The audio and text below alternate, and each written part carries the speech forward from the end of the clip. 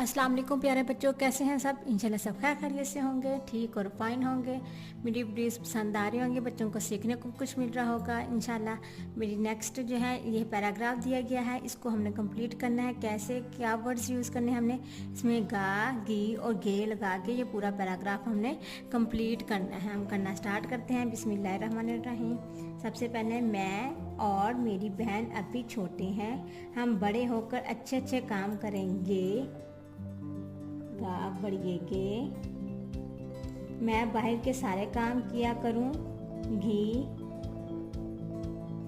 मेरी बहन घर में अम्मी का साथ देंगी। मैं अपनी बहन का बहुत ख्याल रखूँगी।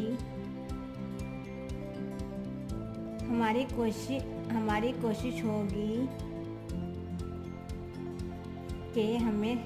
कि हमेशा सच बोले और अपने मुल्क की खिदमत करेंगे।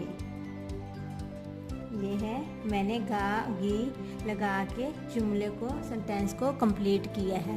ये पैराग्राफ कंप्लीट किया। इंशाल्लाह बच्चों को भी ऐसे अगर पैराग्राफ आ गए उसमें गा गी लगा के उसको कंप्लीट करना पड़ा तो बच्चों को आ जाएगा इंशाल्लाह। मेरी वीडियो पसंद आई तो लाइक और सब्सक्राइब कीजिएगा। लाइक और सब्सक्राइब करना ना भूलिएगा मेरे चैनल को। Thank you so much. अल्लाह हाफिज़। सब्सक्राइब मेरा चैनल प्यारे बच्चों। Bye bye.